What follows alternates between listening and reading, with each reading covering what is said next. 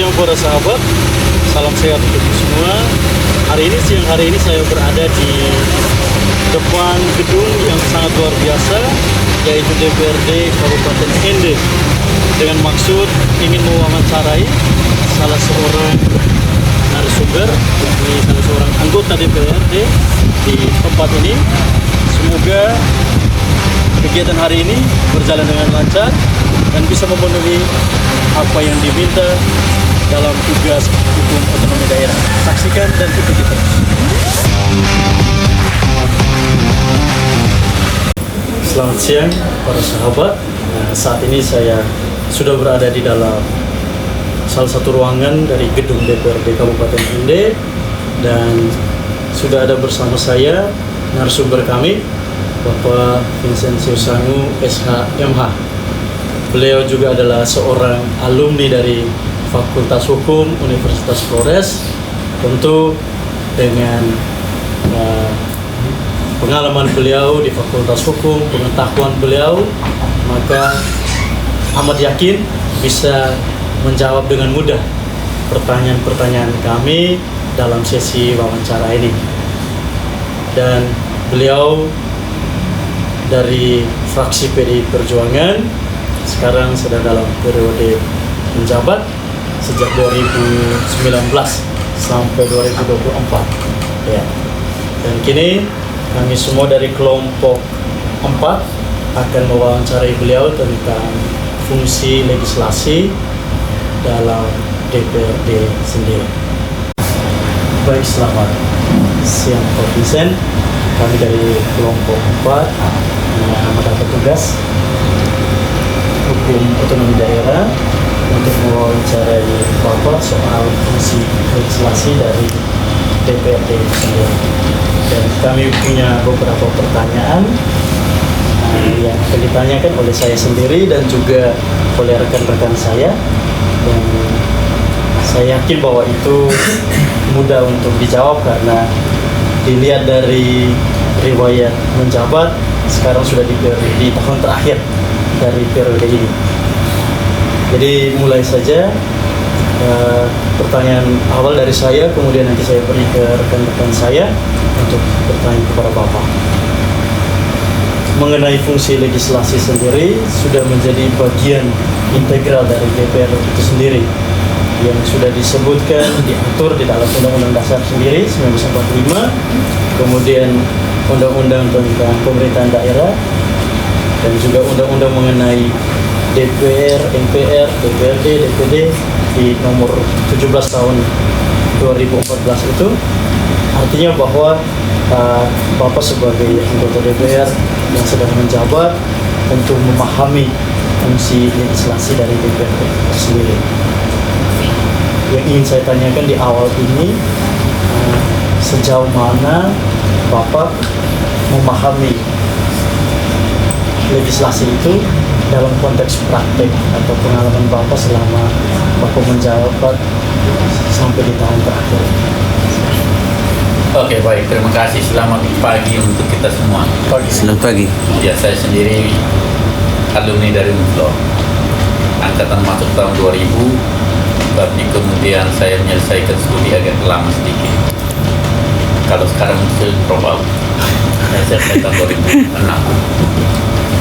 Saya berterima kasih, ini selama saya bertugas kunjungan perdana dari kampus UNFLO. Saya ditugaskan untuk menerima dan berdialog dengan teman-teman dari Fakultas Hukum. Terima kasih. Ya, saya akan menjawab dari sisi praktisnya. Saya tidak akan menjawab lebih mendalam soal teori. Sebagai praktisi, setelah saya masuk ke DPRD, ya saya menjadi DPRD maju pertama kali tahun 2019, kemudian lolos. Dan di DPRD sendiri sejak tahun 2019 saya ada di Badan Pembentukan Peraturan Daerah. Saya sebagai ketua fraksi, tapi kemudian di alur kelengkapan DPRD saya menjadi ketua Badan Pembentukan Peraturan Daerah 2 tahun setengah terakhir ini. 2 tahun setengah pertama saya menjadi anggota. Saya memahami fungsi legislasi sendiri sebagaimana teori yang adik-adik pelajari bahwa DPRD itu ada 3 fungsi. Kalau di DPRD provinsi dan kabupaten kota, fungsi pertama pembentukan peraturan daerah, yang kemudian di dalam teori adik-adik itu sebagai fungsi legislasi. Walaupun dari sisi teoritiknya itu pasti ada perdebatan apakah DPRD itu juga menjalankan fungsi legislasi atau tidak, karena beberapa teori juga yang membicarakan legislasi itu hanya berhubungan dengan undang-undang. Tapi biarkan itu adik-adik mereka menjadi satu gagasan untuk bisa didiskusikan di sana. Fungsi kami yang kedua adalah fungsi tentang anggaran atau budgeting. Kami akan bersama dengan pemerintah daerah menjalankan fungsi pembahasan kebijakan penganggaran. Kalau fungsi legislasi itu bersama dengan pemerintah daerah kami membentuk peraturan daerah. Ya. Kemudian fungsi yang ketiga fungsi pengawasan kontrol. Kami mengontrol jalannya roda pemerintah di kabupaten yang kami bertugas terhadap pelaksanaan dari undang-undang dan sejumlah kebijakan-kebijakan pemerintah. Nah, dari situ adik-adik, fungsi legislasi ini atau fungsi pembentukan peraturan daerah yang sedang kami jalankan itu bisa dilakukan dalam 2 hal prosesnya. Itu bisa diajukan oleh pemerintah terhadap rancangan peraturan daerah maupun bisa diajukan oleh DPRD sendiri, yaitu Ranperda Inisial. Kira-kira begitu. Fungsi legislasi itu di daerah itu fungsi yang menjalankan pembahasan atau kebijakan di bidang pembentukan peraturan daerah. Baik, seperti tadi dijelaskan bahwa itu menjadi bagian dari DPRD itu sendiri. Ya. DPRD pusat juga punya fungsi yang sama, 3 fungsi itu. Apakah ada kendala ketika menjalankan fungsi legislasi pembentukan peraturan daerah? Pasti. Ada hambatan. Ada yang menarik, ada juga yang menantang. Ada kendala ya, kan? Ada. Yang menarik sebenarnya bagi kita yang memahami tentang ilmu hukum itu bagus, karena sesungguhnya dalam proses kita berpemerintahan dan ya adik-adik ini masih di dalam kampus, tapi kemudian keluar entah itu masuk di sebagai politisi, memilih jalan politik untuk mengaktualisasikan pengetahuan, kemampuan berbakti untuk nusa dan bangsa, daerah, masyarakat umum, atau ke nanti adik-adik mungkin ke pemerintahan, ke pemerintah, di eksekutif, dan urusan itu juga tidak akan kita tidak bersinggungan dengan kebijakan. Nah, yang kendala yang saya hadapi, saya rasakan itu adalah pertama di DPRD itu sendiri kapasitas sumber daya manusia. Karena di DPRD itu adalah dari berbagai latar belakang pendidikan, bukan saja latar belakang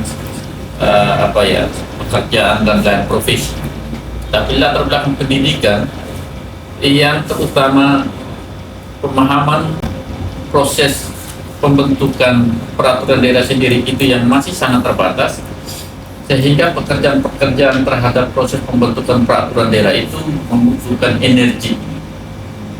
Gitu. Karena memang tantangan ini pertama, tantangan yang kedua, ya bagi orang yang kemudian masuk atau partai yang mengirimnya ke sini, itu tidak semua mereka memahami, menguasai konteksnya adalah pembentukan peraturan daerah.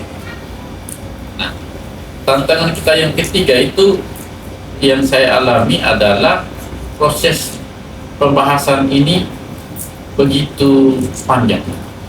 Tidak hanya selesai di tingkat pemerintah daerah, tidak hanya selesai di DPRD, tapi ini sampai ke tingkat Kementerian Hukum dan HAM melalui kantor wilayah perwakilan di tingkat provinsi. Gitu. Dan teman-teman di Kemenkumham itu menjadi tim perancang, dan kemudian kita juga menjadi bagian dari situ. Nah, tantangan lain yang saya rasakan adalah keterbatasan support system di lembaga DPRD sendiri, karena kita sudah punya keterbatasan pemahaman dari sisi sumber daya manusia di DPRD yang yang masih sangat terbatas penguasaan terhadap proses legal drafting, ya. Ditambah lagi kita tidak didukung dengan staf di kantor ini yang mumpuni dalam konteks memahami proses penyusunan atau pembentukan peraturan daerah.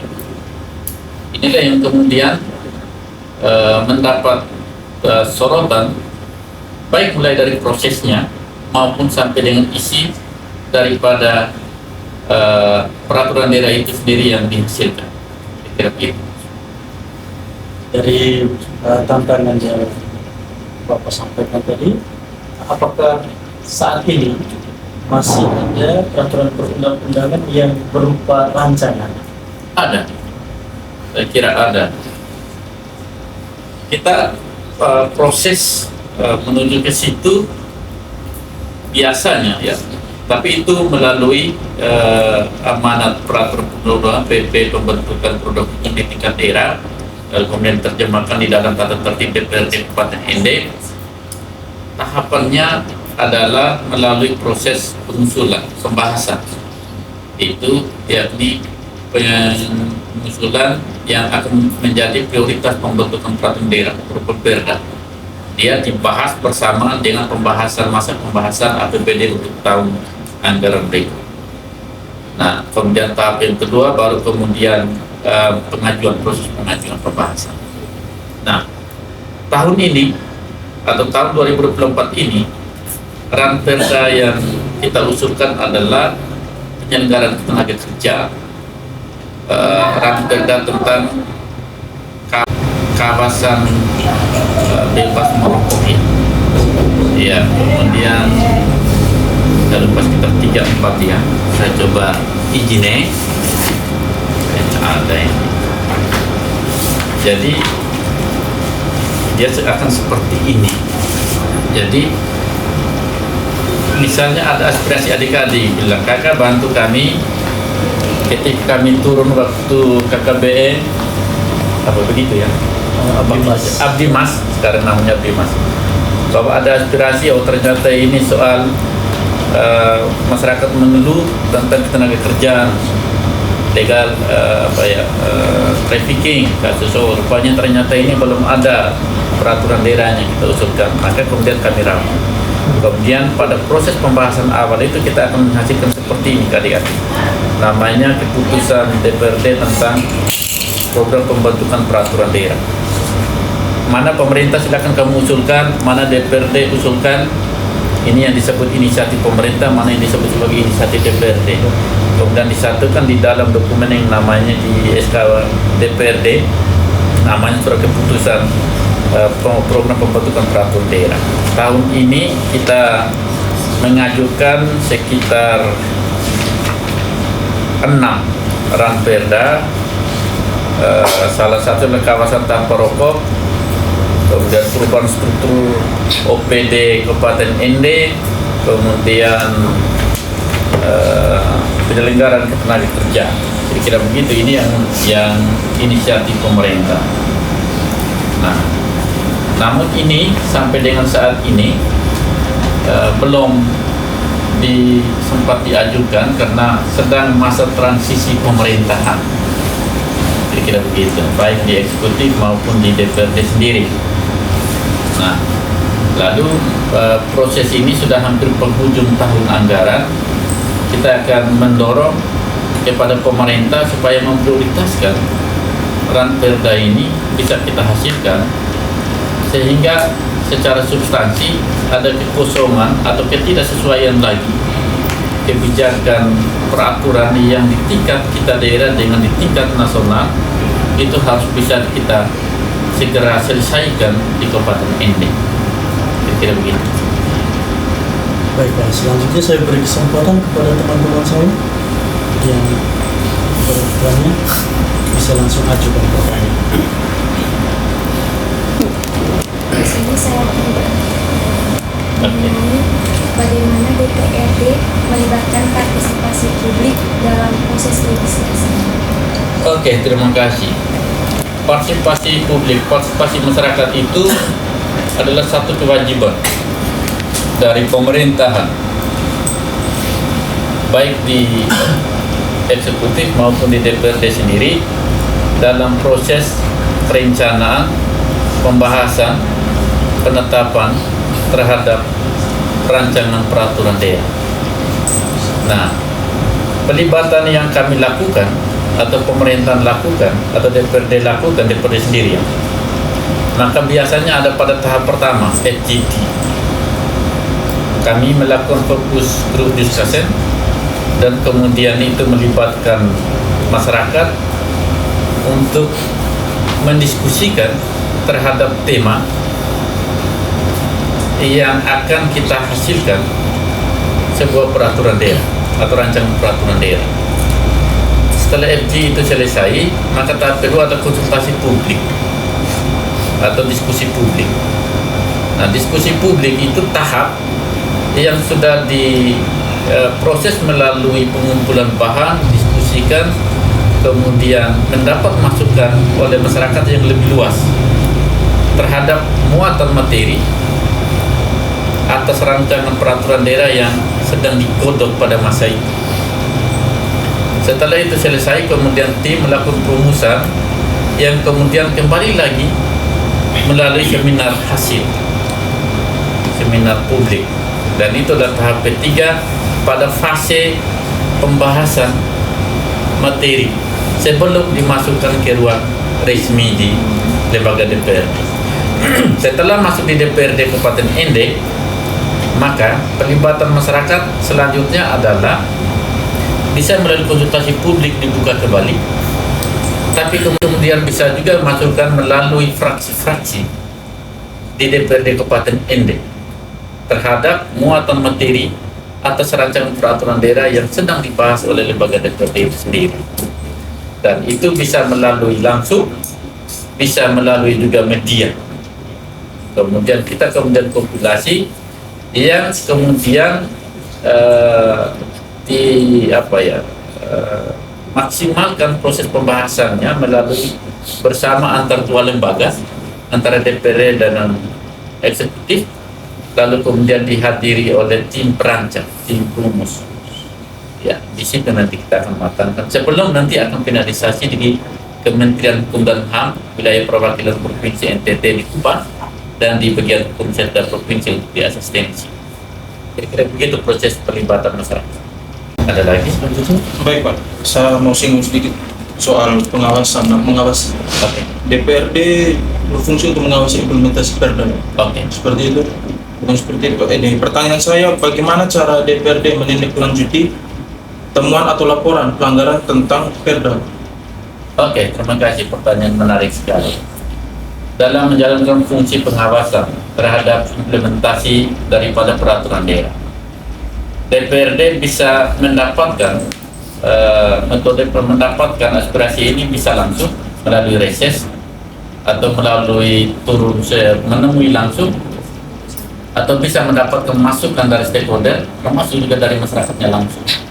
Nah, kemudian dari masukan ini, data ini kemudian kompilasi atau di sini diolah di kantor ini, kemudian dibagikan atau diserahkan kepada alat kelengkapan DPRD yang membidangi. Dari situ kemudian kita akan mengundang pemerintah bahwa ini ada temuan, ini ada aspirasi. Oh ya, melalui undang pemerintah itu melalui rapat kerja, ya, kemudian rapat koordinasi, kemudian kita akan mendiskusikan terhadap persoalan itu secara matang. Kemudian nanti temuan itu yang kita rekomendasikan kepada pemerintah untuk menjawab, memperbaiki, menyempurnakan, mengubah atau menghilangkan. Kira-kira begitu. Proses pengawasan yang kami lakukan melalui rapat koordinasi, rapat kerja, lalu kemudian rekomendasi sebagai buah pikiran lembaga ini. Kira-kira begitu. Evaluasi terhadap Perda yang telah diberlakukan. Oke, terima kasih. Ini menarik juga karena di masa mohon maaf ini agak subjektif. Di masa saya kemudian saya menjadi ketua, yang langkah pertama saya lakukan adalah mengevaluasi pemberlakuan peraturan daerah. Bahkan saya minta sejak Kabupaten ND ini ada, sejak tahun 1958. Dan tidak perlu semua saya harus bicarakan yang kemudian dilaporkan kepada kami DPRD Kabupaten ND dari tahun 2014. Sejumlah peraturan daerah yang dihasilkan oleh DPRD Kabupaten ND sampai terakhir tahun 2022.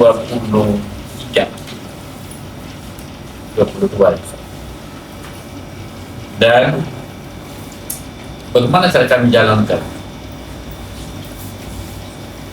Dari temuan tadi yang saya omong tadi, baik temuan langsung, baik aspirasi, ya.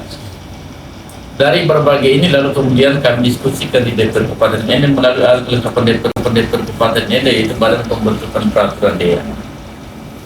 Lalu kemudian langkah kami lakukan adalah undang pemerintah, bagian hukumnya, dinas terkait yang menanganinya, kemudian hadirkan di sini. Kita evaluasikan melalui rapat kerja. Dan kemudian kita minta mereka, tolong serahkan ke kami, ke DPRD, peraturan daerah yang sejak Kabupaten ini berdiri sampai dengan sekarang. Mana yang masih berlaku, mana yang sudah diubah, mana yang sudah diganti. Nah, kemudian kita lihat. Lalu kemudian dari sejumlah itu kita bisa tahu sebagai bahan masukan untuk lembaga terhadap pembentukan peraturan daerah. Kita akan evaluasi itu secara baik. Oh, ini ternyata peraturan daerah ini yang itu sudah tidak sesuai lagi dengan amanat undang-undang A, B, C, D. Oh, ini peraturan daerah ini yang kemudian bertabrakan dengan peraturan ini. Karena itu kami merekomendasikan kepada pemerintah peraturan daerah nomor sekian bla bla bla tentang sekian, mohon segera dievaluasi dan segera diperbaiki, disempurnakan atau diganti. Kira-kira begitu. Dan itu kita lakukan setidaknya selama ini kami sudah lakukan 2 evaluasi terhadap peraturan daerah yang sudah kita hasilkan. Dan evaluasi itu juga kita akan melihat tindak lanjut dari pemerintah. Melalui apa? Melalui kebijakan lanjutannya adalah Perda ini sudah berapa keputusan bupati atau peraturan bupati yang dihasilkan sebagai amanat langsung dari peraturan daerah yang bersangkutan. Apakah ada yang belum dilakukan? Ada. Bagaimana caranya? Mereka belum lakukan tapi kemudian ini bisa berjalan efektif. Paksa pemerintah lakukan, karena fungsi kami adalah untuk bicara, fungsi kami untuk mengawasi. Apa hambatannya pemerintah? Hambatan uang lagi, baik. Kira begitu. Jadi kita menilai kinerja atau menjalankan fungsi pengawasan terhadap peraturan daerah itu dengan menghadirkan pemerintah atau bersama dengan pemerintah evaluasi terhadap pelaksanaan perda, lalu kemudian rekomendasi kepada pemerintah untuk menyempurnakan. Kalau memang tidak, kita akan mendorong lembaga ini hasilkan melalui inisiatif DPRD.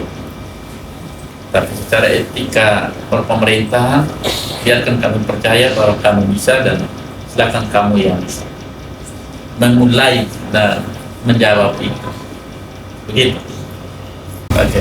Jika melihat realita hidup masyarakat ini saat ini, dengan segala masalah yang timbul, apakah menurut Bapak perlu membentuk suatu peraturan perundang-undangan yang baru? Dan kira-kira apa nama dari peraturan perundang-undangan tersebut? Iya, DPRD. Saya kira misalnya tentang ketertiban masyarakat, sudah itu kami sudah jawab melalui Perda tentang tertimbun. Kemudian sekarang ada lagi masalah baru tentang trafficking, ya, perdagangan manusia. Ini yang saya kira versinya saya, ya, bahwa ini sangat penting dan mendesak. Karena apa? Karena begitu banyak saudara-saudara kita di Kabupaten ND yang mencari kerja, lalu kemudian kalau ini tidak difasilitasi oleh pemerintah dengan baik dan benar, maka ini akan menjadi masalah baru. Bukan saja soal masalah ekonomi, tapi ini menjadi permasalahan hukum, pidana juga terjadi. Untuk menghindari itu, maka pemerintah daerah perlu mengatur melalui sebuah peraturan daerah di bidang penyelenggaraan ketenaga kerja, sehingga proses terhadap rekrutan, proses tentang pengawasan perusahaan tenaga kerja terhadap pemerintah untuk mengurus administratif dan pelancar, dan bahkan sampai dengan urus calon tenaga kerja yang bersangkutan dengan baik dan benar, itu bisa ditangani secara baik pula. Karena itu penting rancangan peraturan daerah ini hadir. Itu pertama. Yang kedua, mohon maaf bagi teman-teman yang merokok misalnya, dari riset di bidang kesehatan bahwa rokok itu sangat berpengaruh, zat nikotinnya itu sangat berpengaruh terhadap kelompok rentan, misalnya ibu hamil, ibu menyusui, anak-anak, bahkan dengan orang yang menderita beberapa jenis penyakit. Dan karena itu maka perlu diatur secara baik. Kita tidak melarang mereka untuk merokok, tapi kita perlu mengatur tempat, waktu untuk mereka merokok dengan baik, sehingga kesehatan bagi masyarakat itu yang disebabkan dari rokok bisa kita tekan. Kira-kira begitu. Ini yang saya amati. Oke, Pak, itu pertanyaan menutupi sesi wawancara dari kelompok. Oh ya, satu lagi. Dan menarik, mungkin adik-adik sudah pelajari tentang haki. Ya, kekayaan intelektual. Yang menariknya adalah Kabupaten Ende ini adalah begitu banyak kekayaan intelektual sebagai warisan dari leluhur. Punya Busi misalnya, tenun gela misalnya, tenun begitu banyak tenun. Nah, kalau memang ini kita tidak diatur dengan baik dan juga termasuk daerah ini tidak segera mengaturnya, maka dampak negatifnya adalah orang akan patenkan di wilayah mereka, mencuri, mencaplok hak kekayaan intelektual punyanya rakyat Ende, masyarakat Ende. Karena itu dalam gagasan ke depan penting supaya Ramperda tentang perlindungan terhadap hak kekayaan intelektual masyarakat Ende ini kita hadirkan di Kabupaten Ende. Kira-kira begitu menurut saya. Dan itu saya kira bagi teman-teman yang belajar tentang haki, mantap. Mungkin nanti saya akan dorong bila ini jadi untuk Fakultas Hukum bisa menjadi salah satu tempat dilakukan konsultasi publik. Kira begitu ya. Ya. Kalaupun misalnya sampai dengan ada tim perancang, sekiranya Bapak Ibu dosen di atas juga bisa berkenan untuk bergabung. Kira-kira begitu. Oke, baik, terima kasih Bapak. Saya dengan rekan-rekan ini mereka pakar-pakar haki juga ya. Oh ya, mantap. Jadi itu bisa diwujudkan ke depan. Amin. Siapa dosen haki sekarang? Ibu Christine. Oh, dari dulu. Ya. Dari dulu. Mantap. Baik, terima kasih Bapak untuk waktu dan kesempatan menerima kami, mungkin sampai mengorbankan kesibukan atau tugas Bapak. Sudah kewajiban, tenang saya. Oke, terima kasih.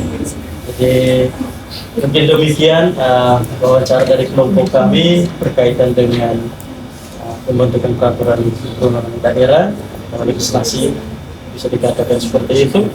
Dan kiranya apa yang Bapak jawab, apa yang kami dapat itu kami pakai untuk selain memenuhi tugas dari hukum otonomi daerah, tetapi juga mungkin teman-teman dalam pelaksanaan tugas atau mungkin besok-besok menjadi apa, bisa menjadi satu sumber dalam profesi atau karya mereka masing-masing. Saya sebagai ketua kelompok atau koordinator mewakili teman-teman kami dan kelompok 4 mengucapkan banyak terima kasih dan juga permohonan maaf kepada dua hal yang aman Romo. mengganggu ya. Jadi terima kasih banyak Siap. Pak. Sekian, selamat siang. Siap.